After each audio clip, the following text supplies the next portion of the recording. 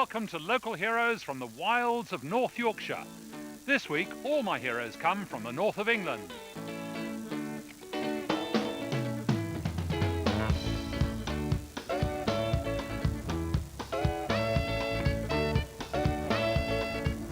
I'm cycling to Leeds to celebrate a simple yet brilliant invention. I'm prepared to bet that you have one in your home, and it really should have made my first hero a household name. He was the first person to use a siphon to flush the lavatory, and his name was Joseph Adamson.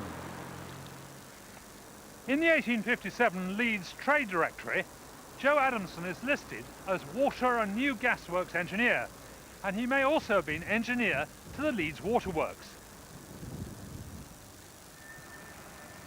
Most people think that Thomas Crapper invented the lavatory, and I thought that too until I did some detailed research into the history. In fact, it's entirely untrue. Crapper did take out lavatorial patents, and he made a name for himself as the Queen's plumber, laying drains at Sandringham. But when it comes to the siphonic flush, Adamson got there first. Before Adamson came along, people used to flush their bowls just with the water from a tap, a little sort of dribble, and that wasn't very effective. And because it wasn't very effective, they tend to leave the tap running to try and get the bowl clean. What's more, the valves leaked. Now, the water boards got really panicky about this. They reckoned that if everyone got hold of one of these newfangled lavatories and they all left the taps running, all the reservoirs would run dry, and then there'd be nothing left to put with the whiskey. 2,000 years ago, Hero of Alexandria described fountains that would dispense a set amount of drinking water by using a siphon. Adamson's idea was to save water by using a siphon to flush the lavatory. Now, I've got one here.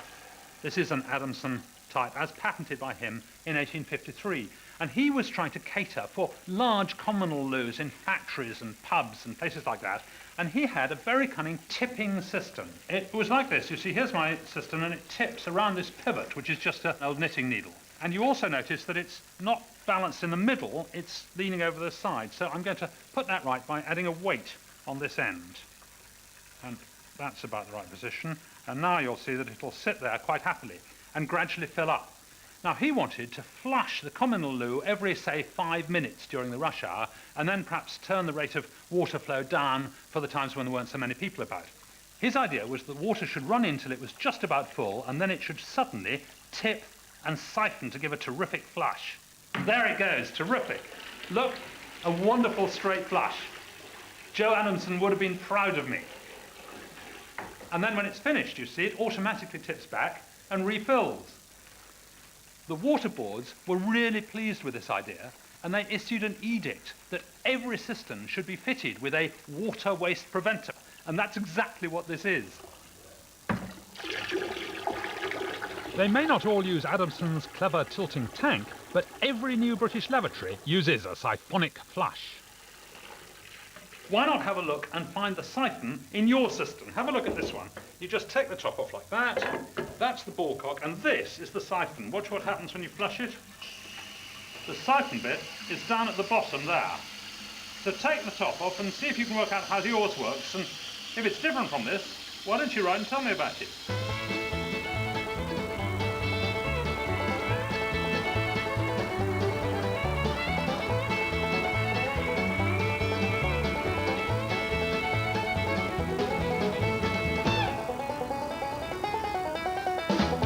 This is the Hume Bridge in Manchester, and behind me is the Stretford Road, where my next hero lived in the 1860s. In those days, this area was completely covered with lovely meadows full of beautiful flowers, which looked lovely, but made his life an absolute misery because he suffered dreadfully from hay fever. He made it his life's work to find out the cause of hay fever, and his name was Charles Harrison Blackley. Charles Blackley was a printer and engraver in Manchester. He studied homeopathy, and in 1858 he became a doctor. In the spring of 1859, he began his lifelong investigation into the causes of hay fever. Now, he normally got hay fever in June, but this time his kids had collected a whole lot of specimens of grasses and so on, brought them into the house, and that triggered off a whole batch of runny nose and streaming eyes and so on, and it was much earlier in the year than usual, and that set him thinking. So what he did was to take all the things that had been accused of causing it and try them out on himself to just get the reaction. So he went into factories and spent hours sniffing the varnish there to see if that would have any effect. And then he breathed in the fumes from turpentine. And he took flowers and fungi and he wafted them round the house through all the rooms. Some doctors thought a flower's sweet aroma was the culprit, especially that of roses, and it was sometimes called rose fever. But in the end, the only thing that gave him the fully fledged, snotty, phlegmy, catarrhy, disgusting hay fever was pollen. Very, very fine pollen grains from flowers. So he took a knife and he scratched the skin, actually on his arm rather than his hand, and then in the scratch he rubbed some pollen grains. And he reported that very soon, within an hour, there was terrible itching. And then over the next couple of days it swelled up enormously until the skin was 3/4 of an inch high. And then he knew that there was definitely some sort of chemical reaction. The pollen, or the bits of it, were doing something to his system. It was the world's first skin test. He devised all sorts of apparatus to collect pollen, and then he counted the individual grains very laboriously using a microscope. What really amazed him was that there were a lot of pollen grains even right in the middle of Manchester, where there wasn't much grass and no flowers and so on. This would explain why some city dwellers suffered from hay fever. He wondered how on earth that pollen had got into the middle of Manchester. And then he remembered reading that Darwin had reported dust settling on the deck of his ship, the Beagle, even when it was 1,000 miles out to sea. And he reckoned the wind must have carried the dust out there, so maybe the wind could carry pollen too. So he got hold of a kite and he flew it up to 1,000 feet into the air to try and measure the pollen up in the atmosphere. However, he did have a bit of a problem. Suppose he put some sticky tape on his kite to collect the pollen, and he flew it up there and brought it down and counted the pollen. He wouldn't know whether that had come from the ground or 10 feet up or 100 or 1,000. So he invented a very cunning mechanism, and I've built my own version of it here. And you can see this is a kitchen timer, just shaped like a kettle, and you wind it up like this, and then it'll run for an hour. And on the top there is a bit of double-sided sellotape, which is very nice and sticky, which will therefore collect pollen. Now, I don't want to collect it at the moment, I want to collect it when the kite's up there, so I'm going to put this cover on it, and that means that this will gradually turn round like that, and it will turn round for half an hour, and then my sellotape will be exposed for exactly 15 minutes.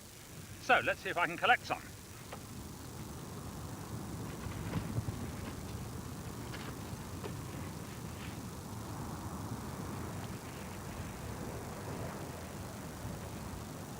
Blackley actually had a 12-hour timer on his kite, and he collected pollen at 1,000 feet for 3 hours.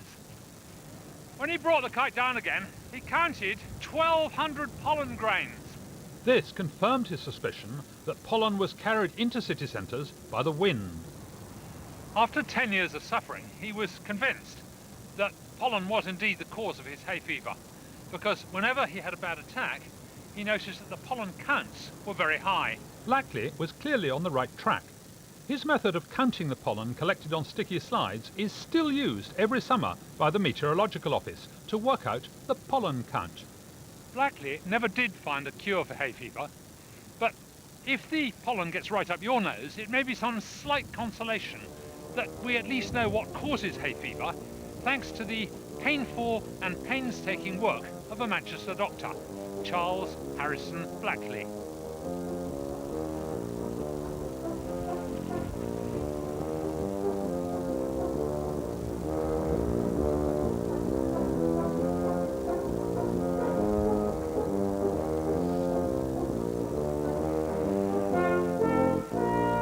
I've come to Sheffield to celebrate a prolific inventor whose simple process helped to make this city the steel capital of the world. The centre of his empire was right here at Bessemer House, and his name was Henry Bessemer. Henry's dad had made his name casting and engraving in the Paris Mint. He fled during the Revolution, setting up in Hitchin, where Henry was born. In 1830, Henry took the skills learned in the family workshop to London to make his fortune. Bessemer's newfound wealth allowed him to indulge in countless schemes and inventions. In 1855, he set his mind to inventing cheap steel. At the time, there was a tremendous and growing demand for steel, for making things. The best steel they could make before Bessemer came along was Huntsman steel.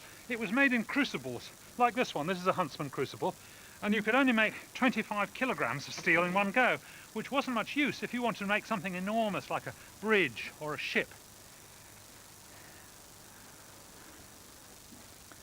I've always found the different sorts of iron and steel very confusing. This is wrought iron. It's almost pure iron, practically no carbon in it at all. And it's very malleable. It's been hammered into shape. You can shape it quite easily. But the problem is, it's very expensive. Down here in the furnace, we've got cast iron. And that's come from heating up iron ore with coke.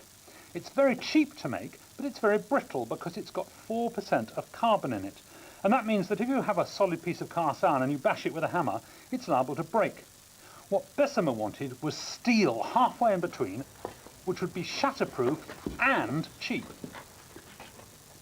Up to the 1850s, steel was made by adding carbon to wrought iron. They've been making crucible steel that way here at the Abbeydale Industrial Hamlet for 200 years. Henry reckoned that instead of adding carbon to expensive wrought iron, steel could be made cheaply by burning the carbon out of cast iron. He did this by bubbling air through it. So, 145 years after Henry's first blow, I'm going to make Bessemer steel. The key to Bessemer's process is chemistry. The oxygen in the air combines with the carbon trapped in the iron to produce carbon monoxide gas. So the flames are actually the carbon monoxide burning off, reacting with the oxygen to give you carbon dioxide, yes? Now I know how Bessemer felt when he first tried it. He described an ever-increasing stream of sparks, throwing molten slags and splashes of metal high into the air.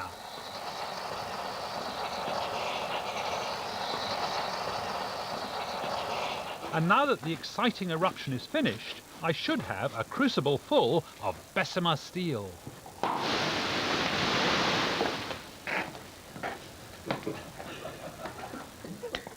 And here's the final product, Bessemer steel, probably the first produced for 25 years.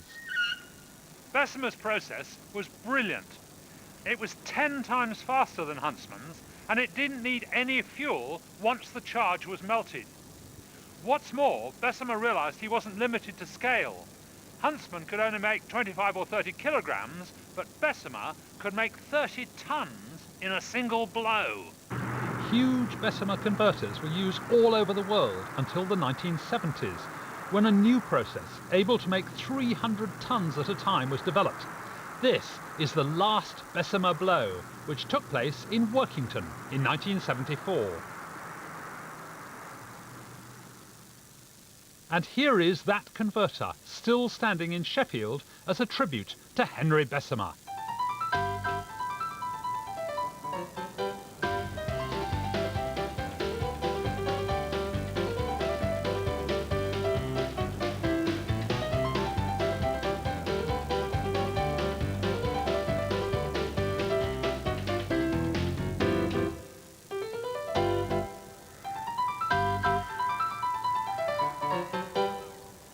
This is St Gregory's Minster at Kirkdale in the North Yorkshire Dales.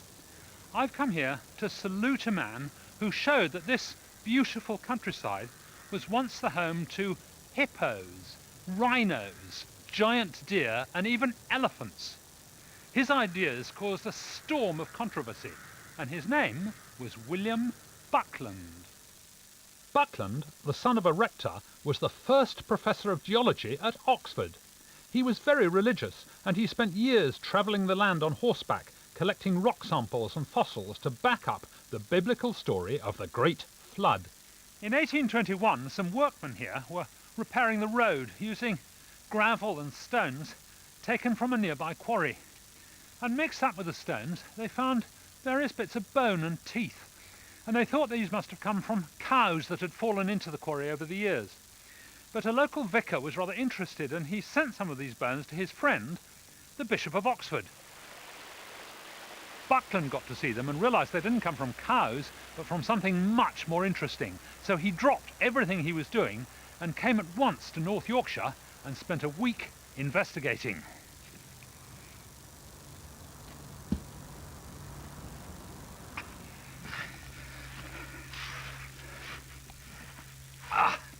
Here we are, the mouth of the Kirkdale Cave. It's scarcely changed, I think, since Buckland came here in 1821. Fantastically narrow and cramped, the ceiling's about 2 foot high. Not a very desirable residence. I don't suppose he found it very comfortable here. But in the mud on the floor of the cave, he found this extraordinary collection of bones. There were hundreds of bones from mice and rabbits and weasels and things like that, but rather more extraordinarily, bones from elephants and rhinos and giant deer, and there were even the teeth from a tiger. Really extraordinary animals that you'd expect to find in Africa, not in Yorkshire. Now here is a bone. It must be a leg bone of one of those big animals. You can see right through it. It's completely hollow. The end of it is all sharp. You could almost cut yourself on that. It looks as if it's been deliberately broken. Very strange. And here we have a jawbone of a hyena. And the hyenas were the largest number of bones in the cave. There were more hyena bones than anything else. This is one of the original bones that Buckland unearthed in this cave in 1821.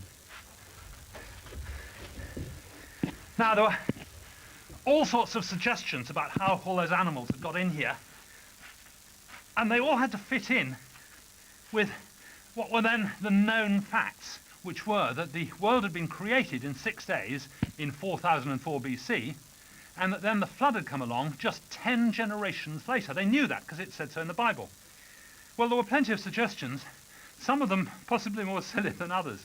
The first suggestion was that when the flood came, all the animals, which were in fact living in Yorkshire, even though it doesn't appear to be tropical anymore, were terrified of the waters, and they rushed into the cave to hide from the flood. Well, there's a big problem there. I mean, quite apart from the fact that the entrance is only 2 foot high, and it's hard to imagine an elephant getting so frightened it would squeeze through a 2-foot hole. But there's a more fundamental problem, which is there were so many bones in here, there simply wasn't space in the cave to fit all those animals inside it.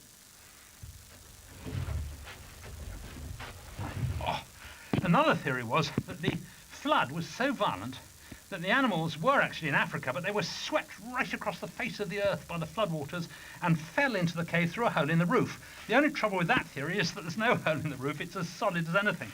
So then people modified the theory and said, no, it wasn't like that at all. It was really violent, the flood, and the animals were smashed to pieces, and that's why the bones were broken. But then, if the floodwaters swept in the bits of animals and bones and things into the cave, you'd expect them to be all smooth like the pebbles on the beach. And the bones are all splintered, so that doesn't make sense either. Now, there's a bit more space here. Maybe I can just about stand up. So, Buckland put forward his own theory, which was pretty controversial, really. He'd found an enormous number of hyena bones here in the cave. In fact, enough jaw bones in particular and teeth to account for 300 individual hyenas. And he reckoned that the cave must have been a hyena den for generations. And that the hyenas had gone out from here and foraged in the surrounding countryside, and there were indeed elephants and rhinos and things out there. And they would find an animal, maybe they'd kill some animals, maybe they'd find a dead one, and they would chew off bits and then bring back maybe the leg of a deer or the shoulder of an elephant or something like that into the cave and finish it off in here. And that would account for the enormous variety of bones in the cave. So, the cave had for generations been a den of hyenas. And he was convinced that all that mud on the floor of the cave was actually from the great biblical flood. But that caused a bit of a problem, because he knew that the flood had come only 10 generations after the creation, and yet there were hundreds of generations of hyenas in here, so there was something wrong somewhere. William Buckland was the most influential geologist in England, and his discoveries right here in the Kirkdale Cave not only started that rift between science and religion, but revolutionized the study of the history of the Earth.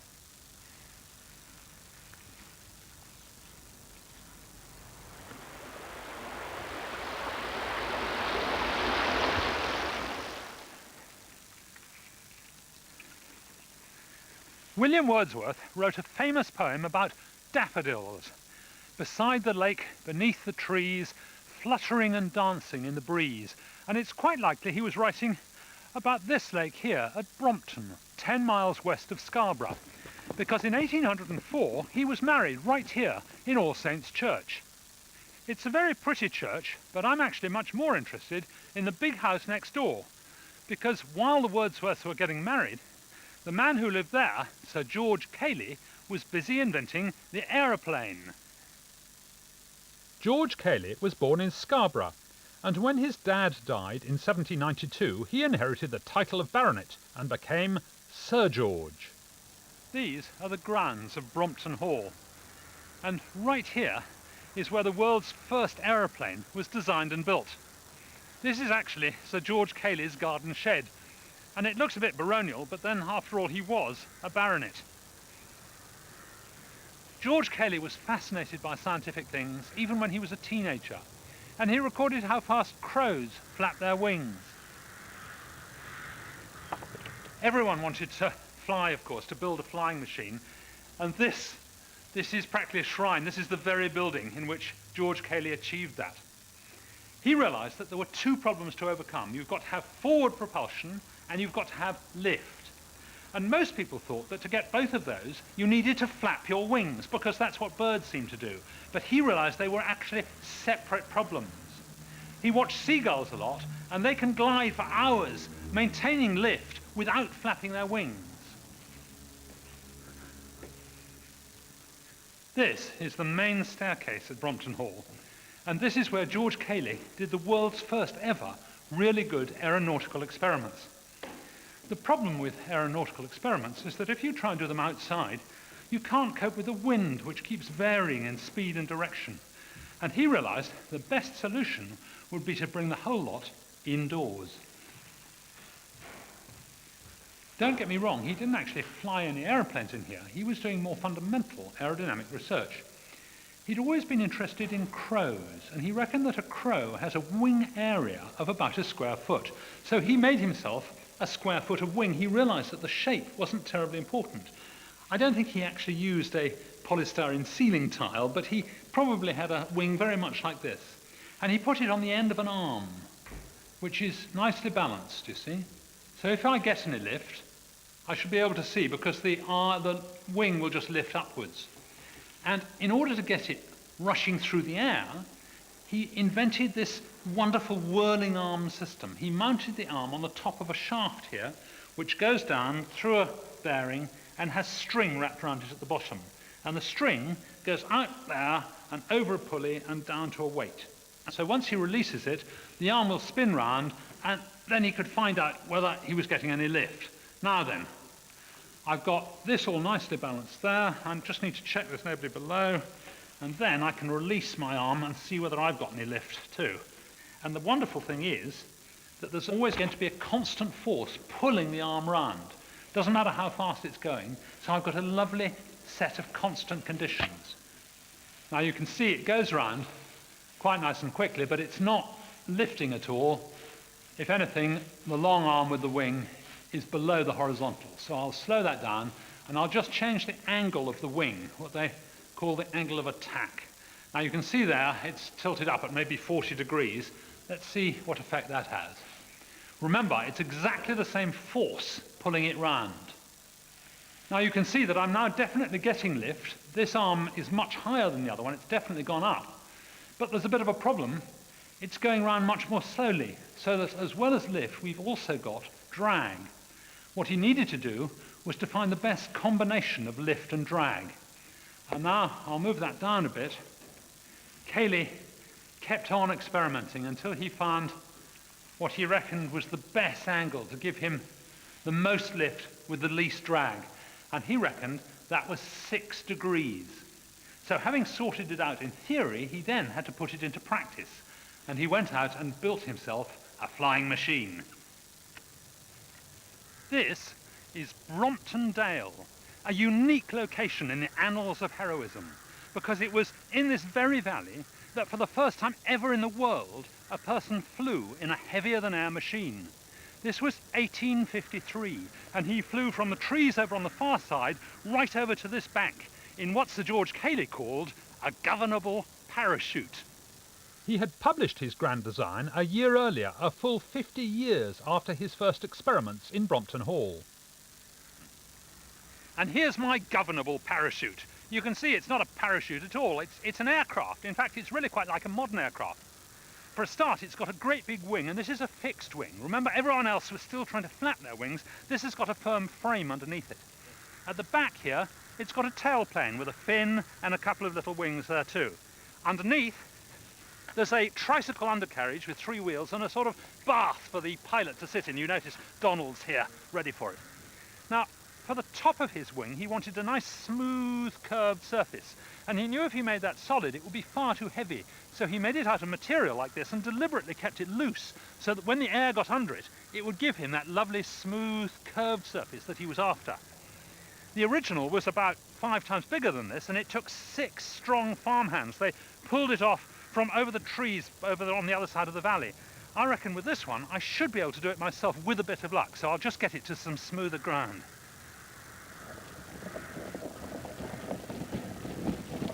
Though it may look like a kite on wheels, the wing is angled at Cayley's optimum 6 degrees and generates lift. Just. She flies, she flies. Sir George was 79 at the time, a bit old to learn to fly, so he volunteered his coachman, John Appleby, to be the world's first test pilot. And this chap took off, sailed across, and the aircraft crashed on this, well, landed a bit heavily on this side. And he crawled out of the wreckage and said, "Sir George, I wish to resign. I was hard to drive, not to fly." Remember, this was 1853, 50 years before the Wright brothers got going. And when they finally flew at Kitty Hawk, they paid a glorious tribute to Sir George Cayley, the father of aviation.